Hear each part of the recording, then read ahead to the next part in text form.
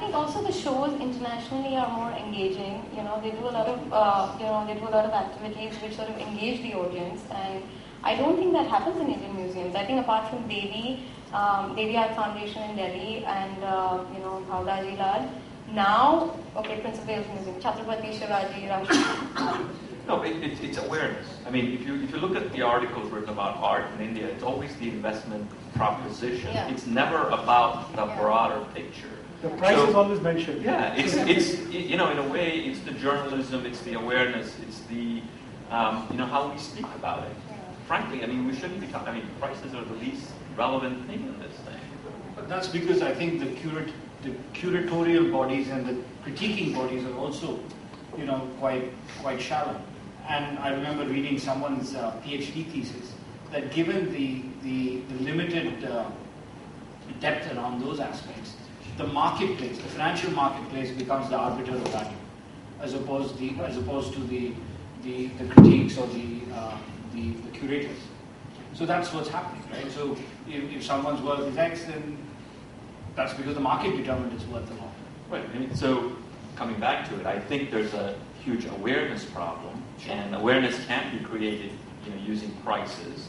And so there's a whole ecosystem that needs to develop, writing about and explaining art in some sense. But I mean, to kind of, from my vantage point, kind of try and distill that. I think, and I've discussed this with Geeta, I know, some time ago. Somewhere along the way, we've set the stage that in India art is exclusive as opposed to being inclusive. And somewhere along the way that's become very ingrained in people's minds. And I think the ecosystem is not really helping that mindset. So till that mindset and attitude changes, that indeed it's an inclusive thing and it's very democratic and anyone can walk into a museum, you don't need to be wearing shoes and a smart shirt or a dress. But my driver or cook could also go and appreciate that. But they do. Haven't you seen the buses from Tirupati that go to the government museum? They go regularly, it's on the list. So it does exist. It's just that the experience, what are they taking back? Do they really enjoy it? Is there some learning or is it just one place to go? Is it as exciting as the British Museum? And it's not. I don't know. I've not. I hang out a lot around the museum theatre because we do a lot of our events there. And you constantly find the daytime, all the guys, there are busloads of people who have got their mundans done in Tirupati. They come back and they're all taken to the government museum. Ask any local Chennai. Calcutta, you'll see a class hordes of police people. None of the babus are there, but all the drivers are there. Yeah, and so you're like, but what are they getting out of it? So they're not going to come back if they don't have an experience that you're taking something back from it, unless it's in terms of learning or whatever, or memory. So do you see yourself being a catalyst for this change? We have the Sandeep Reddy Museum for Contemporary Art. Sanjay, online catalyst? No, actually, absolutely. I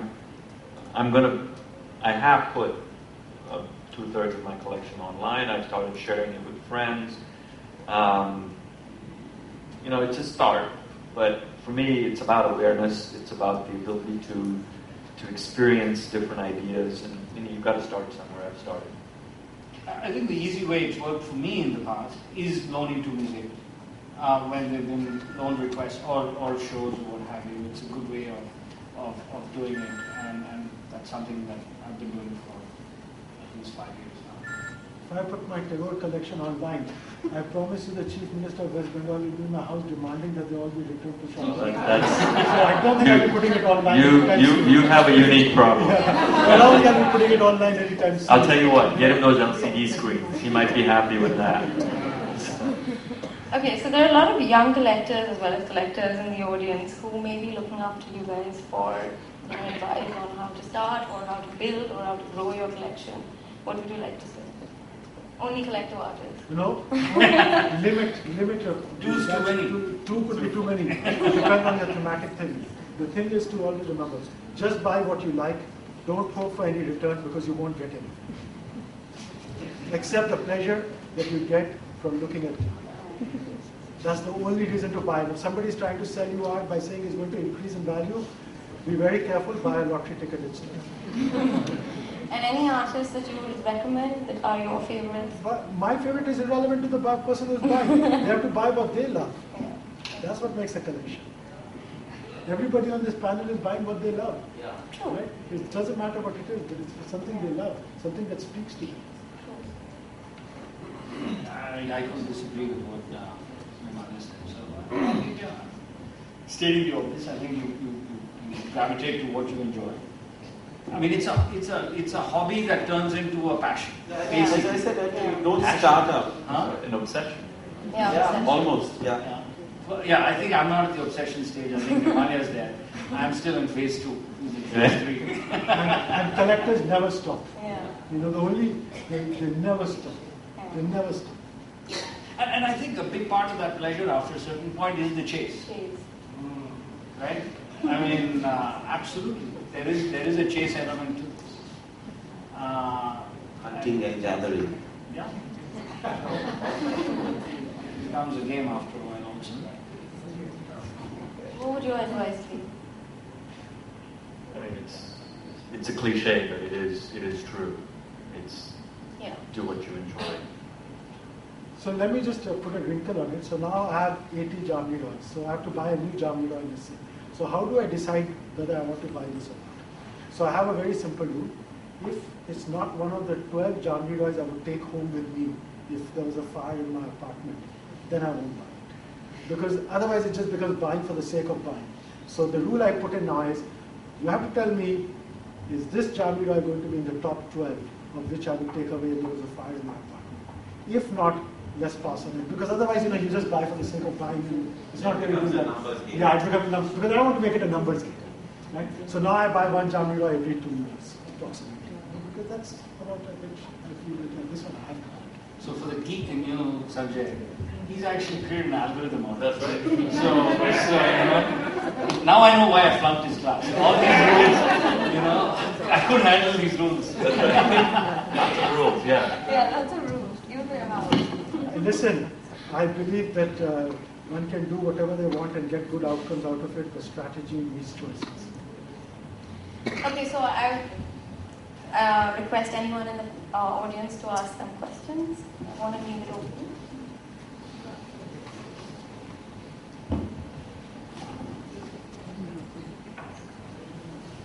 Any Jamni dolls for sale? I'm doing your job.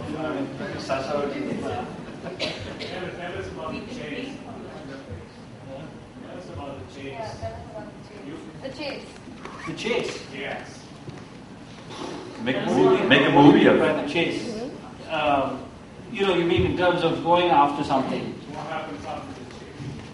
After the chase, immediately after the chase, it's buyer's remorse. No, I'm joking. No, I think it's the thrill of getting something that you desire or what have you. I mean, I think or what you want to be living with or what have you. So, if I understood the question, I think, but that's a human emotion. I think across any sort of an acquisitive element. I mean, people say buying a luxury good, right? You want to buy a Louis Vuitton bag or whatever it is. I mean, 40% of the Louis emotion Vuitton of is the not luxury anymore. Sorry, well, whatever. I'm sitting next to supposedly one of the whizzes on marketing, so I'll be careful on what I say. But there's an emotional element to a lot of this, as he said, obsession or passion or whatever. And I think that's where we go. So one can put it a different way. Suppose you're buying something, and there's the question of chase. The other way is let the items chase you. So what happens is, suppose you're a focus collector like I am. Everybody who's in the art world kind of knows that you collect Jamni dolls. So what happens is, if they get a Jamni doll, any gallery auction house in the world, they'll send you an email right away saying, I have this Jamni doll on sale, what do you think?